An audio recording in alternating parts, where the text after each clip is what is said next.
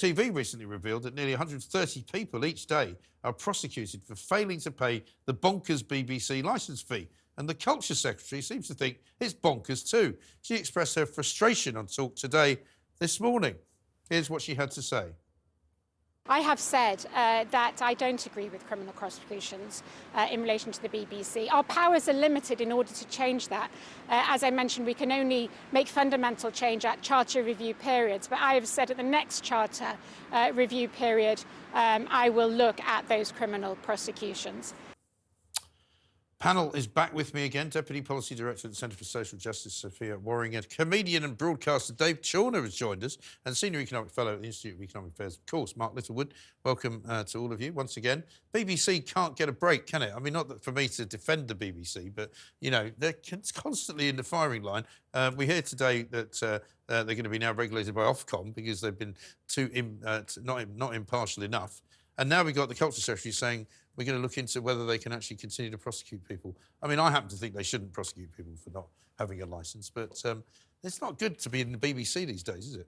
Well, the law is, as it stands at the moment, is obviously that you need a licence to be able to watch any kind of TV like the BBC. So the law is being carried out as to what it stands. The question of whether that law should be changed and be reviewed, obviously, Culture Secretary is saying maybe that's part of the new charter review when that comes up. Yes. I think it's a valid question. People consume their media in all sorts of ways now, and not least just through the BBC, which maybe had more of a monopoly before. So I do think it's probably right that we assess in a broader term how people consume their media and their news and their information, and whether they pay for what they want rather than being forced to pay. Yes, but I mean, the people that they've been prosecuting, as we revealed last week, tend to be people who are vulnerable people. They're suffering from sometimes terrible diseases. They're suffering from dementia. They don't even know when the next, payment is supposed to be made. And they're taking these people to court and they're fining them up to £1,000. I mean, it's not right, is it? Dave, I'm guessing most of them would have been students, because we all just used to lie. We just used to say we've got one. But they don't get the shit. But these are a lot of the people that get done are older women, actually, because they're living alone, they don't get around to paying, they haven't got the money, or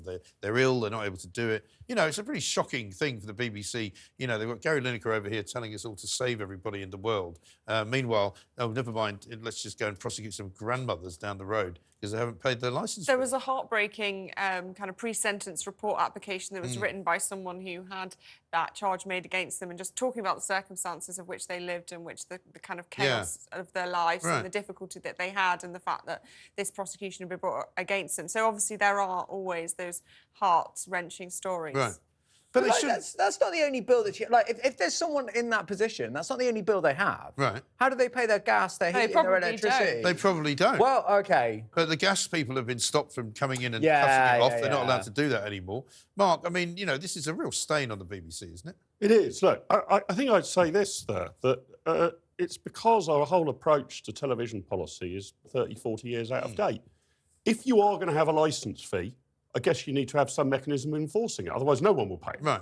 And if you are going to have a public broadcaster that we all need to pay for if we own a television set, which is practically everybody, then I guess you can expect big arguments about whether it's biased or not and whether it should be regulated by Ofcom or not.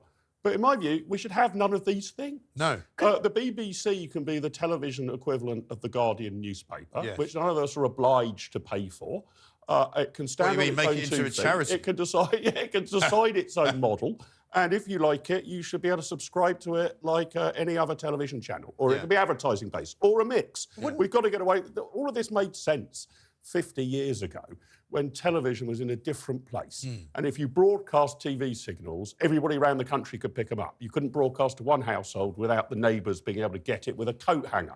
That has now gone, and we are used to online services like Netflix or sports channels or whatever, and a multitude of choice where we pay for what we want to watch. And the BBC should be placed in that situation. And I think if you set the BBC free, it will improve.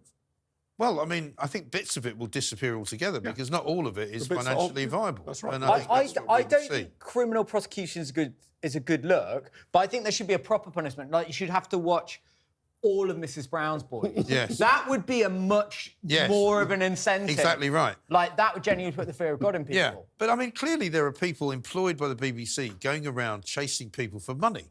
Well, it's by the TV Licensing Authority. Yeah. But I mean, I presume they're hired by the BBC to do what they do. They aren't employed by the police, are they? I mean, they're a separate sort of law unto themselves.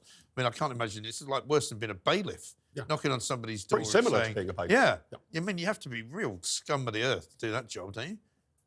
And it's also... Worse than being a I like how you said that while looking at me. You said the word scum of the earth. I thought, well, you're the guy that's here to represent the people. You know, you say love you and that, you know, you're a left-winger, so therefore you love everybody else. So, you know, you should hate authority, shouldn't you? Freedom and love, mate. Well, we just used to, as I say, when we were students, we used to get people knocking on the doors and everyone, we just used to, someone circulate around what the legal law was and we just never used to let them in. Well, you don't have to open the door. I mean, that's the thing. The truth is, students generally are a lot harder to track down. They're moving dorms. They're not in permanent addresses.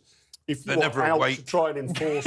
That's more it. You know, bell goes, the bell's broken. Never answer the door, still in bed, all that kind of stuff. So if you actually are trying to force it, you're probably looking for people who've been at the same address for decades, much more easy to identify, gonna find them at home. So I'm with Mike. I think it's more it's the elderly people, It's too hard to track. I mean, when I was a student, we lived in a house in Bath, which had an electricity meter in the basement. And if the electricity went off and we were up 2 flights up, nobody could be bothered to go down. So we just sit there in the dark.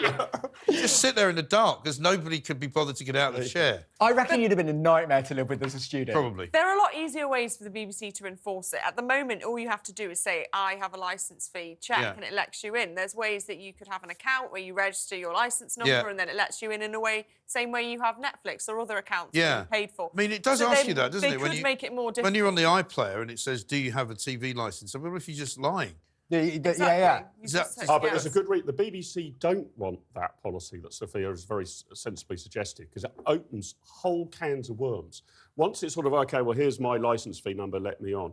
The next thing will be, well, I don't actually want those TV shows. Right. You know, I haven't got kids. I don't need the CBeebies channel. So I just want to buy these ones. And as soon as they open that floodgate, which I wish they would, you'll get BBC a la carte.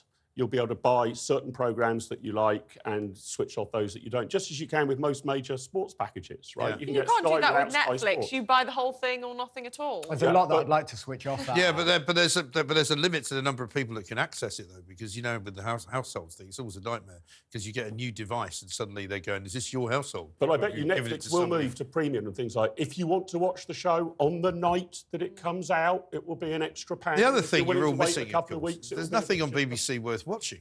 That might be true, but the market... Can you name a show that you watch from the BBC? The Traitors. Oh, everybody talks about it. The weather? I've not seen it. No, the weather... No, don't look at the weather. Oh, it's been great fun. It's red, it's orange, you're going to die in a terrible... But you will always see a weatherman standing by the sea, telling people not to stand by the sea. Well, don't worry. The weather guy flew to Alicante to tell us it was hot in Spain. Beautiful